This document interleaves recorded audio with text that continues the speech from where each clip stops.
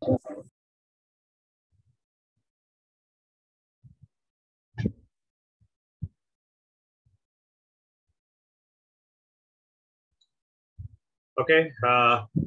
welcome back, everyone. So, in the last class, yes, am I audible? Ellarigu voice kelsta idya? Voice and my screen. Please type yes, such that I can move fast. Okay, fine. So, in the last class, we were talking about one of the common symmetric cipher design called Feistel cipher design. So, in this Feistel cipher design, we have seen how the structure is, how the structure of the Feistel cipher structure it will be. So here we have seen like, okay, in Feistel cipher structure, the input plain text, it will be divided into two equal alls. And then and in each round, what we are going to do is, we are going to apply the round function on the right of the data using the key 1. And then the output of that round function, it will be XORed with the left of the data. And then that part, it is going to be put in the right of the output. And another thing is simply swapping the right of into left of. Right of, we will put into the left of the output. So in this way, in every round, we are going to perform the same operations. And typically, there will be 16, minimum 16 rounds, it will be there. And for each of the rounds, we are going to use the different keys, and these keys are generated using the subkey generation algorithm. And this is the Feistel cipher encryption structure. The decryption, it is same as encryption, but we are going to use the keys in a reverse order. For example, in this decryption, in the round 1, we are going to use the key number 16. Sorry. Round 2, we are going to use key number 15. Likewise, and round 16, we are going to use the key number 1. So since both the encryption and decryption structures are same, apart from the key order, we are going to we can use the same algorithm for both the encryption and decryption. So this is the structure we have studied in the last class. So now let's talk about what are some of the design considerations we have to consider while designing an algorithm in symmetric encryption algorithm using this Feistel cipher structure. Andre eno, let's suppose take ಈಗ ನಾವು ನಮ್ಮದೇ ಆದಂತಹ ಒಂದು symmetric encryption algorithm ಅನ್ನು ಮಾಡಬೇಕು ಅಥವಾ design ಮಾಡಬೇಕು ಅಂತಂದಾಗ ಈ Feistel cipher ಸ್ಟ್ರಕ್ಚರ್ ಹೇಳೋ ಪ್ರಕಾರ ಡಿಸೈನ್ ಮಾಡಬೇಕು ಅಂತಂದಾಗ, so what are the design elements we should consider? ಮೊದಲನೇದು ಏನ್ ಹೇಳಿದ್ವಿ ಅಂತಂದಾಗ ಬ್ಲಾಕ್ ಸೈಜ್. ಏನು block size? Input block size. ಈಗ ಆಲ್ರೆಡಿ ನಾವು ನಿಮಗೆ ಹೇಳಿದೀವಿ ಏನಂತ, ನಾವು ಈ ಆಲ್ಗಾರಿದಮ್ ಗಳಿಗೆ ಕೊಡುವಂತಹ ಇನ್ಪುಟ್ ಬ್ಲಾಕ್ ಬೈ ಬ್ಲಾಕ್ ಏನ್ ಮಾಡ್ತೀವಿ ಅಂತಂದಾಗ ಕೊಡ್ತೀವಿ ಅಂತ ಹೇಳಿ. ಸೊ ಈ ಬ್ಲಾಕ್ ಸೈಜ್ ಎಷ್ಟು ಇರಬೇಕು, ಎಷ್ಟು ತಗೋಬೇಕು, ಐದರ್ 64 ಬಿಟ್ ತಗೋಬೇಕಾ, 128 ಬಿಟ್ ತಗೋಬೇಕಾ, ಆರ್ 56 ಬಿಟ್ಸ್ ತಗೋಬೇಕಾ ಬ್ಲಾಕ್ ಸೈಜ್ ಅನ್ನುವಂತಹದ್ದು ವೆರಿ ಇಂಪಾರ್ಟೆಂಟ್ ಆಗತ್ತೆ. ಬ್ಲಾಕ್ ಸೈಜ್ ಎಷ್ಟು, ನಮ್ಮ ಇನ್ಪುಟಿನ ಬ್ಲಾಕ್ ಸೈಜ್ ಎಷ್ಟು ಜಾಸ್ತಿ ಇರುತ್ತೋ ಅಷ್ಟು ನಮ್ಮ ಆಲ್ಗಾರಿದಮ್ ಏನಾಗತ್ತೆ ಅಂತಂದಾಗ ಸೆಕ್ಯೂರ್ ಆಗುತ್ತೆ. ನಾರ್ಮಲಿ ಆಗಿ ಈಗ ಆಲ್ರೆಡಿ ಡಿಸೈನ್ ಮಾಡಿರುವಂತಹ symmetric encryption algorithms based on this Feistel cipher structure, they are going to use, ಏನು ಟಿಪಿಕಲಿ ಆಗಿ ಮೆನ್ಷನ್ ಮಾಡ್ತಾರೆ ಅಂದ್ರೆ 128 ಬಿಟ್ಟಿನ ಬ್ಲಾಕ್ ಸೈಜ್ ಇಸ್ ಪ್ರಿಫರಬಲ್ ಅಂತ ಏನ್ ಮಾಡ್ತಾರೆ ಹೇಳಿ. ಅಂಡ್ ಎರಡನೇ ಕನ್ಸಿಡರೇಷನ್ ಏನು ಅಂತಂದಾಗ, ಈಗ ನಾವು ಒಂದು ಆಲ್ಗಾರಿದಮ್ ಅನ್ನ ಡಿಸೈನ್ ಮಾಡ್ತಾ ಇದೀವಿ ಸಿಮೆಟ್ರಿಕ್ ಅಂದ್ರೆ ಕೀ ಸೈಜ್ ಎಷ್ಟಿರಬೇಕು. ಸೊ ಇಲ್ಲೂ ಸಹ ಸೇಮ್ ಥಿಂಗು, ಕೀ ಸೈಜು ಎಷ್ಟು ದೊಡ್ಡದಿರುತ್ತೋ ಅಷ್ಟು ನಮ್ಮ ಆಲ್ಗಾರಿದಮ್ ಏನಾಗತ್ತೆ ಅಂತಂದಾಗ ಸೆಕ್ಯೂರ್ ಆಗತ್ತೆ. ಸೊ ನಾರ್ಮಲಿ ಆಗಿ ಏನನ್ನ ಮೆನ್ಷನ್ ಮಾಡ್ತಾರೆ ಅಂದ್ರೆ 128 ಬಿಟ್ ಕೀ ಸೈಜ್ ಅನ್ನ ಯೂಸ್ ಮಾಡಿದ್ರೆ ನಿಮ್ಮ ಆಲ್ಗಾರಿದಮ್ ಏನಾಗತ್ತೆ ಅಂತಂದಾಗ ಫುಲ್ಲಿ ಸೆಕ್ಯೂರ್ ಆಗತ್ತೆ ಅಂತ ಹೇಳಿ. ಅದೇ ರೀತಿಯಲ್ಲಿ ಎಷ್ಟು ನಂಬರ್ ಆಫ್ ರೌಂಡ್ಸ್ ಗಳನ್ನ ಇಟ್ಕೋಬೇಕು. ನಾರ್ಮಲಿ ಆಗಿ ಇಲ್ಲಿ Feistel cipher ಸ್ಟ್ರಕ್ಚರ್ ಅಲ್ಲಿ ಏನ್ ಹೇಳಿದ್ವಿ ಅಂತಂದಾಗ, ಏನ್ ಸ್ಟ್ರಕ್ಚರ್ ಪ್ರತಿ ರೌಂಡ್ಸ್ ಇರುತ್ತೆ. ಸೊ ನಾವು ಒಂದು ಆಲ್ಗಾರಿದಮ್ ಅನ್ನ ಡಿಸೈನ್ ಮಾಡ್ತಾ ಇದೀನಿ ಅಂದ್ರೆ ಆಲ್ಗಾರಿದಮ್ ಅಲ್ಲಿ ಎಷ್ಟು ರೌಂಡ್ ಅನ್ನ ಇಟ್ಕೊಳ್ಳಿ. ಇಲ್ಲೂ ಸಹ ನಾವು ಬರೀ ಒಂದೇ ರೌಂಡ್ ಅನ್ನ ಯೂಸ್ ಮಾಡಿದ್ರೆ ನಮ್ಮ ಆಲ್ಗಾರಿದಮ್ ಅದು ಸೆಕ್ಯೂರ್ ಆಗೋದಿಲ್ಲ. ಮೀನ್ಸ್ ಈಸಿಲಿ ಆಗಿ ಅದನ್ನ ಕ್ರಿಪ್ಟನಲೈಸ್ ಮಾಡಬಹುದು. That's why more than one rounds ಅನ್ನ ನಾವು ಏನ್ ಮಾಡಬೇಕು, ನಮ್ಮ ಆಲ್ಗಾರಿಥಮ್ಸ್ ಅಲ್ಲಿ ಡಿಸೈನ್ ಮಾಡಬೇಕಾದ್ರೆ ಯೂಸ್ ಮಾಡಬೇಕು. ಟಿಪಿಕಲಿ ಆಗಿ 16 ರೌಂಡ್ಸ್ ಗಳನ್ನ ಏನ್ ಮಾಡ್ತಾರೆ ಅಂತಂದಾಗ ಪ್ರಿಫರ್ ಮಾಡ್ತಾರೆ. ಸೊ ನಮ್ಮ ಪ್ಲೇನ್ ಟೆಕ್ಸ್ಟ್ ಸೈಫರ್ ಟೆಕ್ಸ್ಟ್ ಆಗಿ ಬರಬೇಕು ಅಂದ್ರೆ ನಾನು ಒಂದು ಸಿಮೆಟ್ರಿಕ್ ಆಲ್ಗಾರಿಥಮ್ ಅನ್ನ ಡಿಸೈನ್ ಮಾಡ್ತಾ ಇದ್ದೀನಿ ಅಂತಂದಾಗ ಮೊದಲನೇ ಥಿಂಗ್ ಹೇಳಿದೇನು, ಮೊದಲನೇ ಫ್ಯಾಕ್ಟರ್ ನಾವೇನ್ ಕನ್ಸಿಡರ್ ಮಾಡಬೇಕು, ನಮ್ಮ ಪ್ಲೇನ್ ಟೆಕ್ಸ್ಟ್ ನ ಬ್ಲಾಕ್ ಸೈಜ್ ಎಷ್ಟಿರಬೇಕು. ನಾರ್ಮಲಿ ಆಗಿ 128 ಬಿಟ್ ಬ್ಲಾಕ್ ಇದ್ರೆ ಇಟ್ ವಿಲ್ ಬಿ ಸೆಕ್ಯೂರ್ ಅಂತ ಹೇಳ್ತಾರೆ. ಅದೇ ರೀತಿಯಲ್ಲಿ ಎರಡನೇ ಥಿಂಗ್ ಏನು, ನಮ್ಮ ಕೀ ಸೈಜ್ ಎಷ್ಟಿರಬೇಕು ಅಂತ. ಸೊ ಏನ್ ಹೇಳ್ತಾರೆ, larger key size means larger security. So normally ಆಗಿ 128 ಬಿಟ್ ಕೀ ಸೈಜ್ ಅನ್ನ ನೀವು ಯೂಸ್ ಮಾಡಬೇಕು ಅಂತ ಹೇಳ್ತಾರೆ. ಅದೇ ರೀತಿಯಲ್ಲಿ ಎಷ್ಟು ರೌಂಡ್ಸ್ ಗಳು ಇರಬೇಕು ಅಂತಂದಾಗ, ಎಷ್ಟು ರೌಂಡ್ಸ್ ಗಳು ಇರಬೇಕು ಅಂದ್ರೆ ಮಿನಿಮಮ್ 16 ರೌಂಡ್ಸ್ ಗಳು ಏನಾಗಿರ್ಬೇಕು ಇರಬೇಕು. 16 ರೌಂಡ್ಸ್ ಗಿಂತ ಜಾಸ್ತಿನೂ ನೀವು ಡಿಸೈನ್ ಮಾಡೋ ಆಲ್ಗಾರಿಥಮ್ಸ್ ಅಲ್ಲಿ ಇರಬಹುದು. And next thing what they are going to talk about, the next factor is the sub key generation algorithm. ಏನಿದು ಸಬ್ ಕೀ ಜನರೇಷನ್ ಆಲ್ಗಾರಿಥಮ್? ನಾನು ಹೇಳಿದೆ ಯೂಸರ್ ಒಂದು ಮೇನ್ ಕೀ ಅನ್ನ ಕೊಡ್ತಾನೆ, ಆ ಕೀಯನ್ನ ನಾವು ಸಬ್ ಕೀ ಜನರೇಷನ್ ಆಲ್ಗಾರಿಥಮ್ ಗೆ ಇನ್ಪುಟ್ ಆಗಿ ಕೊಟ್ಟಾಗ ಅದು ನಮಗೆ ವೇರಿಯಸ್ ಕೀಸ್ ಗಳನ್ನ, ವೇರಿಯಸ್ ಈ ಪ್ರತಿ ರೌಂಡಿಗೂ ಬೇಕಾಗಿರುವಂತಹ ಡಿಫರೆಂಟ್ ಕೀಸ್ ಗಳನ್ನ ಮೇನ್ ಕೀಯ ಬೇಸಿಸ್ ಆಗಿ ಇಟ್ಕೊಂಡು ಜನರೇಟ್ ಮಾಡ್ಕೊಡುತ್ತೆ. ಅಂತಹ ಆಲ್ಗಾರಿಥಮ್ ಅನ್ನ ನಾವೇನಂತ ಕರಿತೀವಿ, ಸಬ್ ಕೀ ಜನರೇಷನ್ ಆಲ್ಗಾರಿಥಮ್ ಅಂತ ಕರಿತೀವಿ. ಈ ಸಬ್ ಕೀ ಜನರೇಷನ್ ಆಲ್ಗಾರಿಥಮ್ ಎಷ್ಟು ಕಾಂಪ್ಲೆಕ್ಸ್ ಆಗಿರುತ್ತೋ ಅಷ್ಟು ನಮ್ಮ whole symmetric encryption algorithm secure ಆಗಿರುತ್ತೆ ಅಂತ ಹೇಳ್ತಾರೆ. Means sub key generation algorithm it should be complex. And next thing is round function. ಈ ರೌಂಡ್ ಫಂಕ್ಷನ್ ಇದೆಯಲ್ಲ, ಮೀನ್ಸ್ ದಿಸ್ ಫಂಕ್ಷನ್, ಯಾವ ಫಂಕ್ಷನ್ ಗೆ ನಾವು ರೈಟ್ ಆಫ್ ದ ಡೇಟಾನ ಕೊಡ್ತೀವಿ ಮತ್ತೆ ಅದಕ್ಕೆ ಕೀಯನ್ನ ಇನ್ಪುಟ್ ಆಗಿ ಕೊಡ್ತೀವಿ, ಅದು ನಮಗೆ ಒಂದು ಔಟ್ಪುಟ್ ಅನ್ನ ಕೊಡುತ್ತೋ, ಈ ರೌಂಡ್ ಫಂಕ್ಷನ್ ಯಾವ ರೀತಿಯಲ್ಲಿ ಇರಬೇಕು ಅನ್ನುವಂತಹ ನೋಡಿ. ಈ round function it can range from a simple hash function ಇಂದ ಹಿಡ್ಕೊಂಡು it based on the algorithm developer ಮೇಲೆ ಬೇಸ್ ಆಗಿರುತ್ತೆ, ಯಾವ ರೀತಿಯಾದಂತಹ ಫಂಕ್ಷನ್ ಅನ್ನ ನನಗೆ ಯೂಸ್ ಮಾಡಬೇಕು. So this is the main core of the algorithm. So what they are going to tell is the round function algorithm means let me move to the textbook here to show you. Yeah, so the round function greater complexity round function ಅಲ್ಲಿ ಇದ್ದಾಗೂ ಎಷ್ಟು complexity, ಎಷ್ಟು round function ಎಷ್ಟು greater complexity ಇದ್ರೆ ಅಷ್ಟು secure ಆಗಿರುತ್ತೆ ನಾವು develop ಮಾಡುವಂತಹ algorithm. So ಅದೇ ರೀತಿಯಲ್ಲಿ ಇನ್ನ ಎರಡು ಕನ್ಸಿಡರೇಷನ್ಸ್ ಇದೆ. ಯಾವ್ದು ಅಂತಂದಾಗ ಒಂದು ಫಾಸ್ಟ್ ಸಾಫ್ಟ್ವೇರ್ ಎನ್ಕ್ರಿಪ್ಷನ್ / ಡಿಕ್ರಿಪ್ಷನ್ ಅಂತ. ಏನು ಅಂತಂದಾಗ ನಾವು ಈ ಎನ್ಕ್ರಿಪ್ಷನ್ ಅನ್ನ ಅಥವಾ ಡಿಕ್ರಿಪ್ಷನ್ ಅನ್ನ ನಾವು ಆಲ್ಗಾರಿಥಮ್ ಆಗಿ ಅಥವಾ ಪ್ರೋಗ್ರಾಮ್ಸ್ ಆಗಿ ಮಾಡಿದಾಗ ಅದು it should execute in a very fast manner, or else ನಮ್ಮ ಎನ್ಕ್ರಿಪ್ಷನ್ ಡಿಕ್ರಿಪ್ಷನ್ ಮಾಡುವಂತಹ ಪ್ರೋಸೆಸ್ ಏನಾಗುತ್ತೆ ಅಂತಂದಾಗ ಸ್ಲೋ ಆಗುತ್ತೆ. So that's why means you should means when you are designing your encryption or symmetric encryption algorithm, your implementation should be such that it should be very fast, it should execute very fastly. Adhe reetiyalli ease of analysis, it is also one of the other consideration you should keep in mind. ಏನಿದು ease of analysis ಅಂದ್ರೆ, ನಾವು design ಮಾಡುವಂತಹ algorithm it should be easy to analyse. ಅಂದ್ರೆ ಏನು, ಆ ಒಂದು algorithm ಅನ್ನ ನಾವು ಫಾಲೋ ಮಾಡೋದಕ್ಕೆ ಅಥವಾ ಅದನ್ನ ನಾವು ಅರ್ಥ ಮಾಡ್ಕೊಳ್ಳೋದಕ್ಕೆ ಈಸಿ ಆಗಿರ್ಬೇಕು. ಸರಿ, ಆತರ ಈಸಿ ಆಗಿದ್ರೆ ಏನಾಗತ್ತೆ ಅಂತಂದಾಗ we can find out the cryptanalytic vulnerabilities in the algorithm. ಏನು, ಯಾವ ವೀಕ್ನೆಸಸ್ ಇದೆ ಆಲ್ಗಾರಿಥಮ್ಸ್ ಅಲ್ಲಿ ಅನ್ನೋದನ್ನ ನಾವು ಈಸಿಯಾಗಿ ಕಂಡುಹಿಡಿಯಬಹುದು. ಯಾವಾಗ, if I can understand the algorithm easily. ನೀವು ಡಿಸೈನ್ ಮಾಡುವಂತಹ ಆಲ್ಗಾರಿಥಮ್ ಅನಾಲಿಸಿಸ್ ಗೆ ಡಿಫಿಕಲ್ಟ್ ಆಯ್ತು ಅಂತಂದಾಗ ದೆನ್ ನಿಮಗೆ ಅದರಲ್ಲಿರುವಂತಹ ವೀಕ್ನೆಸಸ್ ಅನ್ನು ಕಂಡುಹಿಡಿಯೋದಕ್ಕೆ ಏನಾಗೋದಿಲ್ಲ ಅಂತಂದಾಗ ಕಷ್ಟ ಆಗ್ತಾ ಇರತ್ತೆ. ಅಂಡ್ ಇದರಿಂದ ಏನಾಗುತ್ತೆ, ಅದರ ಸ್ಟ್ರೆಂತ್ ಏನಾಗುತ್ತೆ, ಕಡಿಮೆ ಆಗುತ್ತೆ. So this are some of the factors we should consider while designing our symmetric encryption algorithm based on the Feastel cipher design. ಯಾವ್ದು, ಒಂದು block size, larger block size means larger security. Another one is key size. Larger key size means larger security. Number of rounds, minimum 16 rounds irbeku.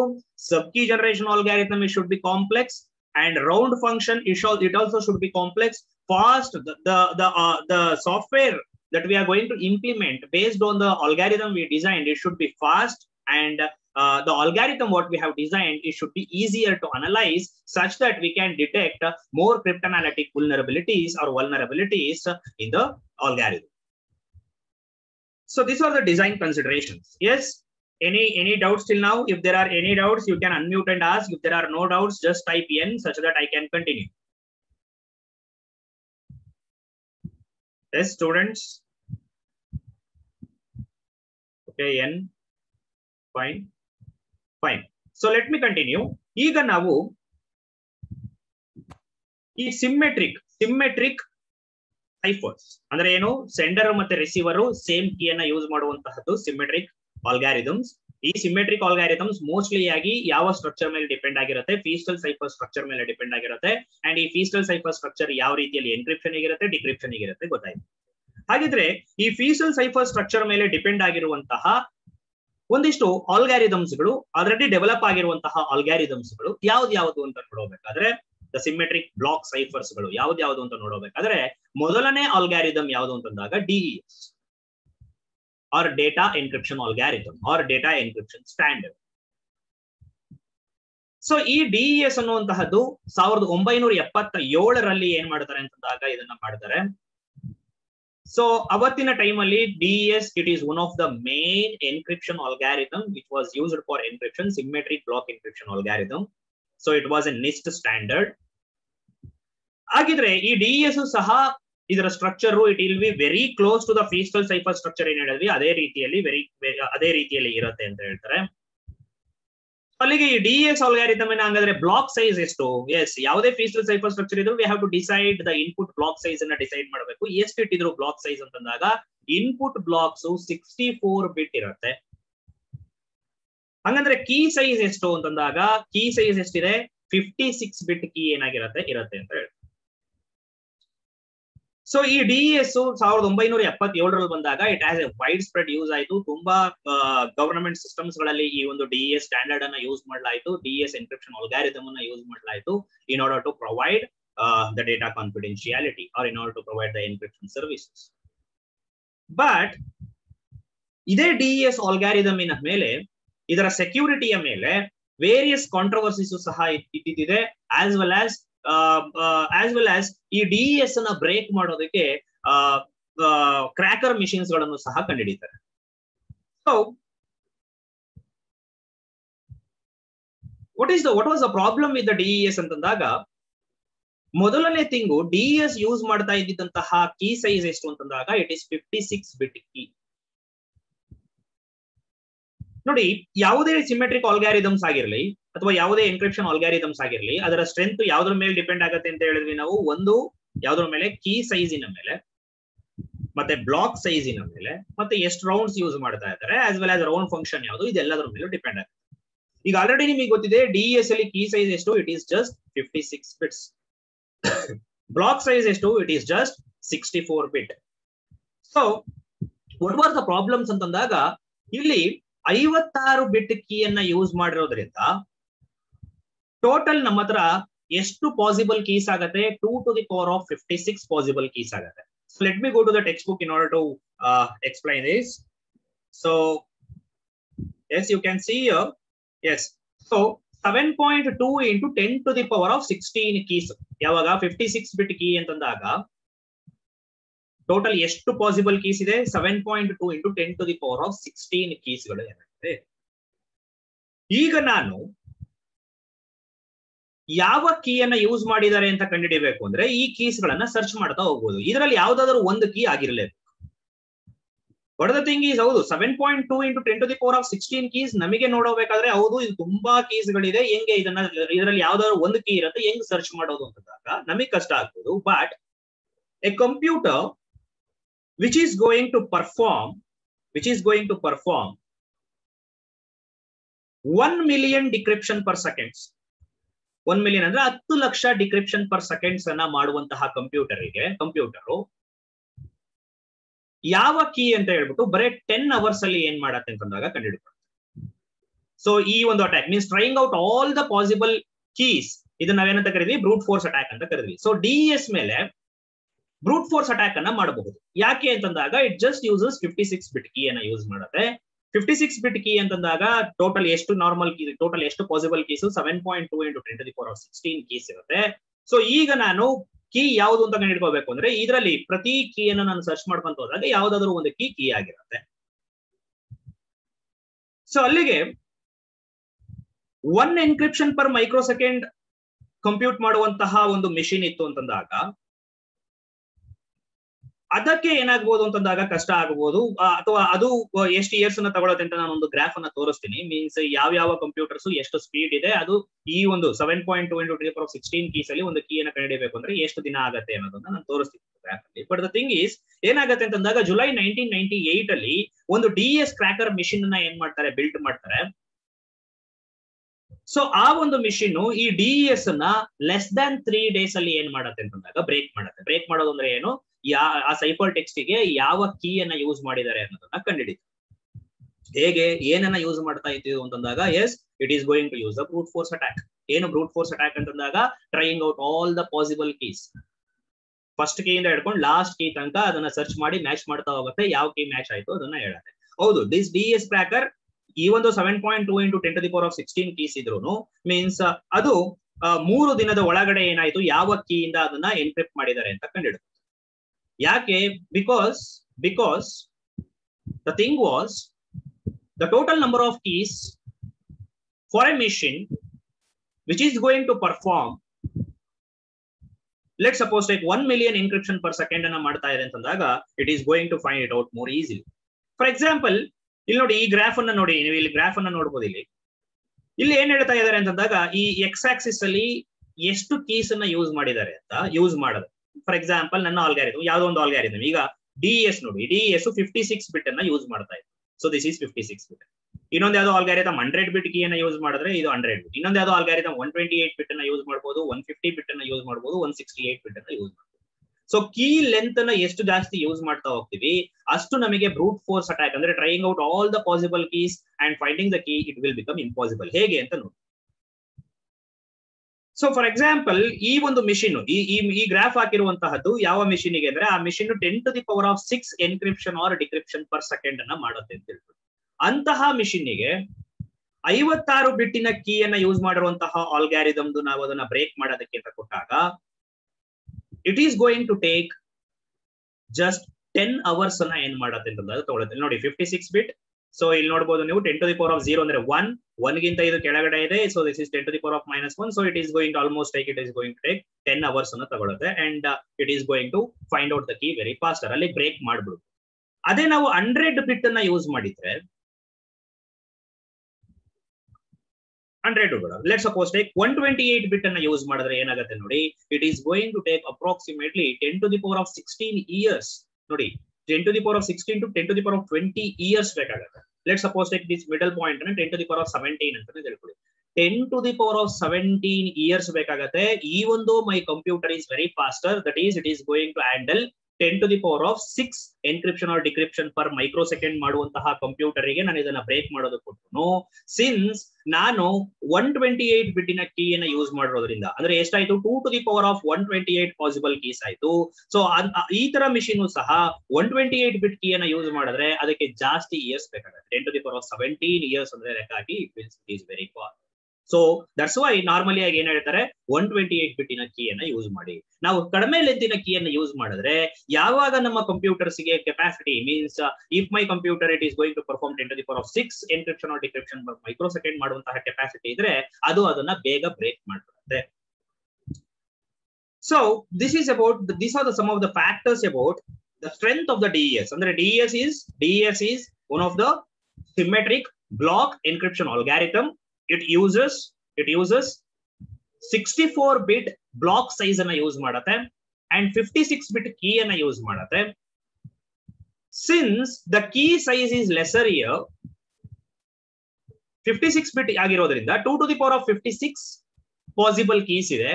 So ಇಲ್ಲಿ ಬ್ರೂಟ್ force attack ಅನ್ನ ನಾವು ಈಸಿಯಾಗಿ ಮಾಡಬಹುದು. So that is one of the security flaw in DES. And 1998 ಅಲ್ಲಿ DES ಅನ್ನ break ಮಾಡುವಂತಹ DS cracker machine ಸಹ ಏನಾಗುತ್ತೆ ಅಂತಂದಾಗ ಬಂದ್ಬಿಡುತ್ತೆ. ಸೊ ಅಲ್ಲಿಗೆ ಓನ್ಲಿ ಬ್ರೂಟ್ ಫೋರ್ಸ್ ಅಟ್ಯಾಕ್ ಅನ್ನ ನಾವು ಕನ್ಸಿಡರ್ ಮಾಡ್ತಾ ಇದೀವಿ ಅಂತಂದಾಗ ಈ ಅಟ್ಯಾಕ್ ಇಂದ ನಾವು ಬಚಾವ್ ಆಗೋದಕ್ಕೆ ಏನನ್ನ ಮಾಡ್ಬೇಕು, ನಾವು ಯೂಸ್ ಮಾಡ್ತಾ ಇರುವಂತಹ ಅಥವಾ ನಾವು ಡಿಸೈನ್ ಮಾಡ್ತಾ ಇರುವಂತಹ ಆಲ್ಗಾರಿಥಮ್ಸ್ ಅಲ್ಲಿ ಲಾರ್ಜರ್ ಕೀ ಸೈಜ್ ಅನ್ನ ಇಡಬೇಕು.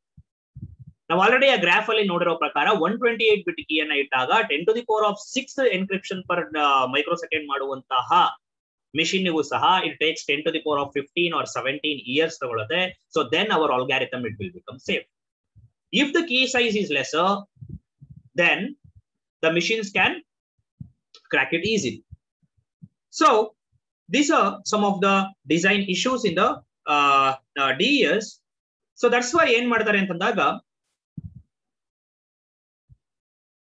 ಇನ್ನೊಂದು ಅಲ್ಗಾರಿದಮ್ ಅನ್ನ ಮಾಡ್ತಾರೆ. ಅದರ ಹೆಸರು ಏನು ಅಂತಂದಾಗ ಟ್ರಿಪಲ್ ಡಿಇಎಸ್. ಏನಿದು ಟ್ರಿಪಲ್ ಡಿಇಎಸ್ ಅಂತಂದ್ರೆ, ಈ ಟ್ರಿಪಲ್ ಡಿಇಎಸ್ ಅಲ್ಲಿ 3 ಸಾರಿ ಮೀನ್ಸ್ ಎನ್ಕ್ರಿಪ್ಷನ್ ಡಿಕ್ರಿಪ್ಷನ್ ಅನ್ನ ಮಾಡ್ತಾರೆ. ಅಲ್ಲಿಗೆ 3 ಕೀಗಳನ್ನ ಯೂಸ್ ಮಾಡ್ತಾರೆ. Means I am going to show the diagram here. ನೋಡಿ, so this is the triple DES. Triple DES is nothing but DES only, but the thing is 3 ಸಾರಿ encryption decryptions ಗಳನ್ನ ಮಾಡ್ತಾರೆ. ಇಲ್ಲಿ ನೋಡಬಹುದು ನೀವು. ಸೊ ಇದೊಂದು DES, ಇಲ್ಲಿ ಎನ್ಕ್ರಿಪ್ಷನ್ ಆಗ್ತಾ ಇದೆ. ಇದು ಸಹ DES, ಇಲ್ಲಿ ಡಿಕ್ರಿಪ್ಷನ್ ಆಗುತ್ತೆ ಅಂಡ್ ನೆಕ್ಸ್ಟ್ ಇದು ಎನ್ಕ್ರಿಪ್ಷನ್. ಸೊ DES ನಿಮಗೆ ಎಷ್ಟು ಕೀ ಅನ್ನ ಸೈಜ್ ಅನ್ನ ತಗೊಳುತ್ತೆ? 56 ಬಿಟ್ ತಗೊಳುತ್ತೆ. ಆದ್ರೆ ಈ ತರ 3 ಸಾರಿ ನಾವು ಎನ್ಕ್ರಿಪ್ಷನ್ ಡಿಕ್ರಿಪ್ಷನ್ ಅನ್ನ ಮಾಡ್ತಾ ಇರೋದ್ರಿಂದ ಟೋಟಲ್ ಕೀ ಸೈಜ್ ಎಷ್ಟು ಯೂಸ್ ಆಗುತ್ತೆ ಇಲ್ಲಿ? 56 into 3 ಅಂದ್ರೆ ಎಷ್ಟು? 3 6 18. ಸೊ 168 ಬಿಟ್ಸ್ ಏನಾಗುತ್ತೆ? ಕೀ ಆಗುತ್ತೆ. ಸೊ ಅಲ್ಲಿಗೆ ನಮ್ಮ ಬ್ರೂಟ್ ಫೋರ್ಸ್ ಅಟ್ಯಾಕ್ ಇಂದ ಏನ್ ಮಾಡಬಹುದು ನಾವು? ಇದರಿಂದ ಸೇಫ್ ಮಾಡಬಹುದು. ಫಾರ್ ಎಕ್ಸಾಂಪಲ್ ಇಲ್ಲಿ ನೋಡಿ, ಈ ಟ್ರಿಪಲ್ DES ಅಲ್ಲಿ ನೋಡಿ, ದಿಸ್ ಇಸ್ ಎ DES. ನೋಡಿ ಇ ಅಂತ ತೋರಿಸ್ತಾ ಇರೋದು this is A DES algorithm. D ಅನ್ನೋದು this is a DES decryption algorithm, the same as encryption algorithm. E ಅನ್ನೋದು this is a DES algorithm. ಆದ್ರೆ ಪ್ಲೇನ್ ಟೆಕ್ಸ್ಟ್ ಇಂದ ಸೈಫರ್ ಟೆಕ್ಸ್ಟ್ ಅನ್ನ ಬರೋದಕ್ಕೆ ನಾನು ಒಂದೇ ಸಾರಿ ಒಂದೇ ಕೀಯನ್ನ ಯೂಸ್ ಮಾಡ್ಕೊಂಡು ನಾನು ಏನ್ ಮಾಡ್ತಾ ಇಲ್ಲ ಅಂತಂದಾಗ ಸೈಫರ್ ಟೆಕ್ಸ್ಟ್ ತಗೋತಾ ಇಲ್ಲ. ಪ್ಲೇನ್ ಟೆಕ್ಸ್ಟ್ ಅನ್ನ ಫಸ್ಟ್ ಒಂದ್ಸರಿ ಎನ್ಕ್ರಿಪ್ಷನ್ ಮಾಡ್ತೀನಿ, ಅದಕ್ಕೊಂದು ಕೀ 56 ಬಿಟ್ ಕೀಯನ್ನ ಕೊಟ್ಟಿರ್ತೀನಿ. ಅದರಿಂದ ಬಂದಿರೋ ಔಟ್ಪುಟ್ ಅನ್ನ ಇನ್ನೊಂದು ಸಾರಿ ಆಲ್ಗಾರಿದಮ್ ಕಳಿಸ್ತೀನಿ, ಡಿಕ್ರಿಪ್ಷನ್ ಆಲ್ಗಾರಿದಮ್ ಗೆ. ಅದಕ್ಕೆ ಇನ್ನೊಂದು ಕೀಯನ್ನ ಯೂಸ್ ಮಾಡ್ತೀನಿ. ಅದರ ಔಟ್ಪುಟ್ ಅನ್ನ ಮತ್ತೆ ಇನ್ನೊಂದು ಸಾರಿ ಎನ್ಕ್ರಿಪ್ಷನ್ ಆಲ್ಗಾರಿದಮ್ ಕಳಿಸ್ತೀನಿ, ಅದಕ್ಕೆ ಇನ್ನೊಂದು ಕೀಯನ್ನ ಯೂಸ್ ಮಾಡ್ತೀನಿ. ಫೈನಲ್ ಆಗಿ ಬಂದಿದ್ದನ್ನ ನಾನು ಸೈಫರ್ ಟೆಕ್ಸ್ಟ್ ಅಂತ ಏನ್ ಮಾಡ್ತೀನಿ? ಕನ್ಸಿಡರ್ ಮಾಡ್ತೀನಿ. ಸೊ ಇಲ್ಲಿ it is going to use the sequence EDE sequence, encrypt decrypt encrypt sequence ಅನ್ನ ಏನ್ ಮಾಡುತ್ತೆ ಅಂತಂದಾಗ ಯೂಸ್ ಮಾಡುತ್ತೆ. ಓಕೆ, ಸೊ ಪ್ರತಿ ಸಾರಿ ಎನ್ಕ್ರಿಪ್ಟ್ ನ ಮಾಡಬೇಕಾದ್ರೂ ಒಂದೊಂದು ಕೀ 1 ಕೀ 2 ಕೀ 3 ಯೂಸ್ ಆಗುತ್ತೆ. ಸೊ ಅಲ್ಲಿಗೆ ಈ ಪ್ರತಿ ಕೀಸಿನ ಸೈಜ್ ಎಷ್ಟು? 56 bit key. So total key size ಎಷ್ಟಾಯ್ತು? 168 ಬಿಟ್ ಆಯ್ತು. ಸೊ ಈಗ ಕೀ ಸೈಜ್ ಜಾಸ್ತಿ ಇರೋದ್ರಿಂದ ಇದ್ರ ಮೇಲೆ ಬ್ರೂಟ್ ಫೋರ್ಸ್ ಅಟ್ಯಾಕ್ ಮಾಡುವಂತಹದ್ದು ಆಗೋದು. So that's why the triple DES came. So this is the encryption process. Decryption ಏನೋ ಇದರ ಉಲ್ಟಾ. ಏನೋ ಸೈಫರ್ ಟೆಕ್ಸ್ಟ್ ಅನ್ನ ಕೊಡ್ತೀನಿ, ಆದ್ರೆ ಈ ಸೀಕ್ವೆನ್ಸ್ ಚೇಂಜ್ ಮಾಡ್ಬೇಕು. ಎಲ್ಲೆಲ್ಲಿ ಎನ್ಕ್ರಿಪ್ಷನ್ ಇರುತ್ತೋ ಅಲ್ಲಿ ಡಿಕ್ರಿಪ್ಷನ್, ಇಲ್ಲಿ ಡಿಕ್ರಿಪ್ಷನ್ ಇದ್ರೆ ಇಲ್ಲಿ ಎನ್ಕ್ರಿಪ್ಷನ್, ಇಲ್ಲಿ ಎನ್ಕ್ರಿಪ್ಷನ್ ಇದ್ರೆ ಡಿಕ್ರಿಪ್ಷನ್. ಮತ್ತೆ ಇನ್ನೊಂದೇನು, ಕೀ ಅನ್ನ ರಿವರ್ಸ್ ಆಗಿ ಯೂಸ್ ಮಾಡ್ಬೇಕು. ಇಲ್ಲಿ ಫಸ್ಟ್ ಕೀ 1 ಯೂಸ್ ಮಾಡಿದ್ರೆ ಇಲ್ಲಿ ಫಸ್ಟ್ ಕೀ 3 ಯೂಸ್ ಮಾಡಬೇಕು. ಇಲ್ಲಿ ನೆಕ್ಸ್ಟ್ ಸ್ಟೆಪ್ ಗೆ ಕೀ 2, ನೆಕ್ಸ್ಟ್ ಸ್ಟೆಪ್ ಗೆ ಕೀ 1. ಸೊ ಈ ತರ ಮಾಡಿದಾಗ ಸೈಫರ್ ಟೆಕ್ಸ್ಟ್ ಪ್ಲೇನ್ ಟೆಕ್ಸ್ಟ್ ಆಗಿ ಬರುತ್ತೆ. ಸೊ ಸರಿ, ಇದನ್ನ ಫಾರ್ಮುಲಾ ಪ್ರಕಾರ ಬರೀಬೇಕು ಅಂತಂದಾಗ ಯಾವ ರೀತಿಯಲ್ಲಿ ಇದನ್ನ ಫಾರ್ಮುಲಾದಲ್ಲಿ ಬರೀಬಹುದು? ನೋಡಿ, ಏನು ಸೈಫರ್ ಟೆಕ್ಸ್ಟ್ ಬೇಕು ನಮಗೆ, ಯಾವ್ದ್ರಿಂದ? Plane text. ಸೊ ಯಾವ ರೀತಿಯಲ್ಲಿ ಬರೀಬಹುದು ನೋಡಿ, ಇದು C is equal to cipher text is equal to ನೋಡಿ ಟ್ರಿಪಲ್ DES ಅಲ್ಲಿ ಯಾವ ರೀತಿಯಲ್ಲಿ ಇದನ್ನ ಫಾರ್ಮುಲಾ ಟೈಪ್ ಬರೀತೀವಿ. ಮೊದಲನೇದಾಗಿ ಇಲ್ಲಿಂದ ಕನ್ಸಿಡರ್ ಮಾಡ್ಕೋಬೇಕು ನೀವು. C ಬರಬೇಕು ಅಂದ್ರೆ ಏನ್ ಮಾಡ್ಬೇಕು? ಎನ್ಕ್ರಿಪ್ಷನ್ ಆಫ್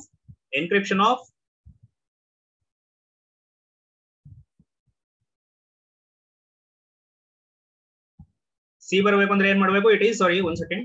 ಓಕೆ, ಸಿ ಬರಬೇಕು ಅಂದ್ರೆ ಏನ್ ಮಾಡಬೇಕು? It is encryption of K1, P.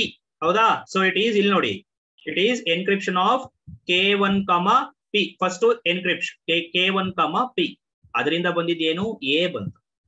A ಬಂತು ಅಂದಾಗ ನೆಕ್ಸ್ಟ್ ಬಿ ಬರಬೇಕು ಅಂದ್ರೆ ಏನು? ಡಿಕ್ರಿಪ್ಷನ್ ಆಫ್ K2, ಎ ಅಂದ್ರೆ ಏನು?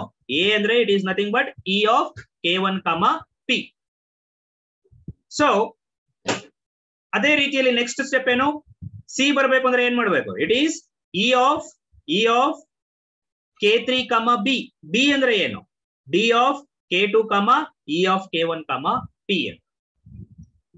So this is how sorry, this is how we are going to write it as a formula. Let me go to the board and let me explain it in detail how to write this from this diagram. One second. Okay, one second. Okay, fine. So ನೋಡಿ, ಮೊದಲನೇದಾಗಿ ನನಗೆ ಇಲ್ಲಿ ಏನ್ ಬೇಕು? C ಬೇಕು. ಯಾವ್ದ್ರಿಂದ? P ಇಂದ. ಇದನ್ನ ನಾನೀಗ ಬರೀಬೇಕು ಅಂದ್ರೆ, ನನ್ನ ಫಾರ್ಮುಲಾ ಪ್ರಕಾರ ಬರೀಬೇಕು ಅಂದ್ರೆ, how can I right? C is equal to first ನಾವೇನ್ ಮಾಡ್ತಾ ಇರೋದು ಈ ಸ್ಟೆಪ್ ನೋಡಿ. ಫಸ್ಟ್ ನಾನು ಬರೀ ಇದನ್ನ ಮಾತ್ರ ಕನ್ಸಿಡರ್ ಎ ಬರಬೇಕು ಅಂದ್ರೆ ಏನ್ ಮಾಡ್ಬೇಕು ನಾನೀಗ ಎ ಅನ್ನ ಯಾವ ತರ ಬರೀತೀನಿ ನಾನು first I am going to write it as E of encryption of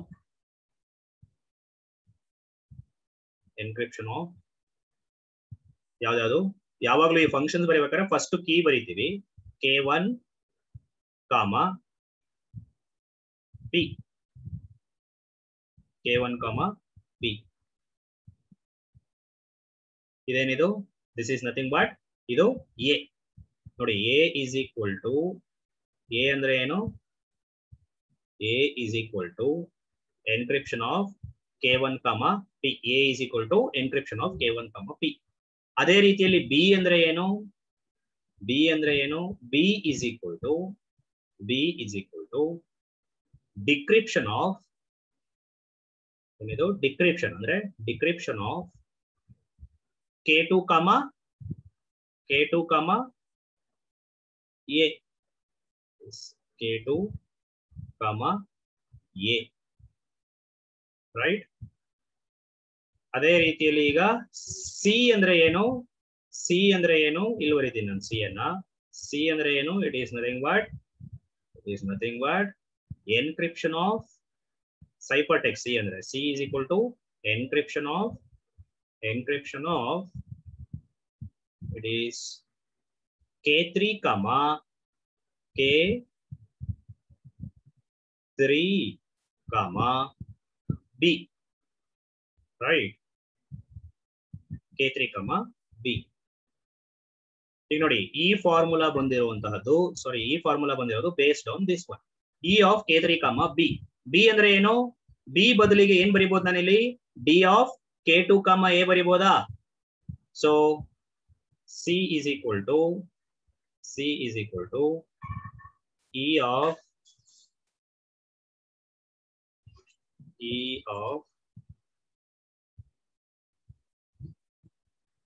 K3 comma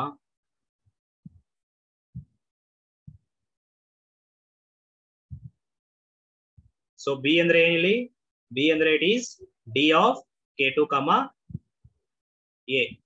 D of K2 comma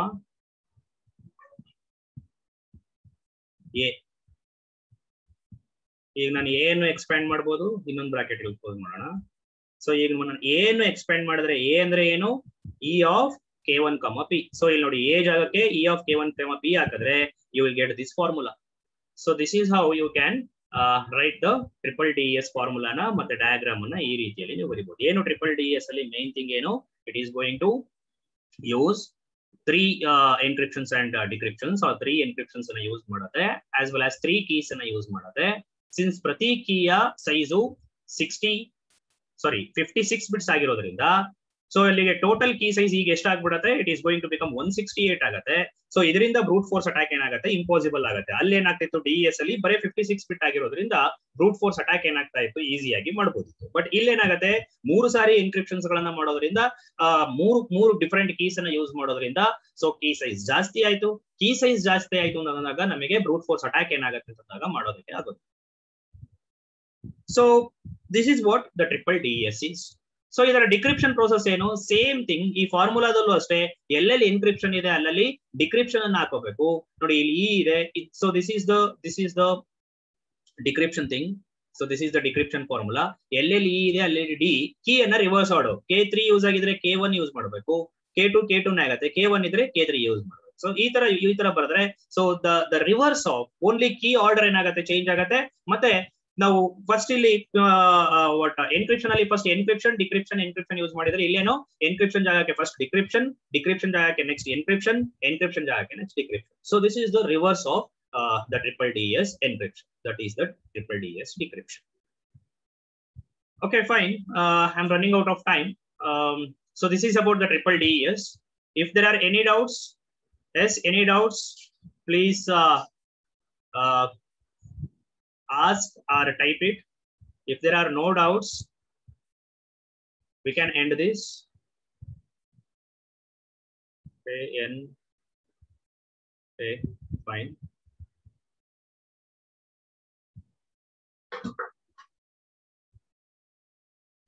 Okay, fine then. Thank you. Let's continue in the next class. In the next class, we are going to talk about, see, in this class, we have talked about DES and triple DES. In the next class, we are going to talk about AES. So that is going to complete the symmetric encryption algorithms. So, okay, let's meet in the next class. Thank you. Have a nice day.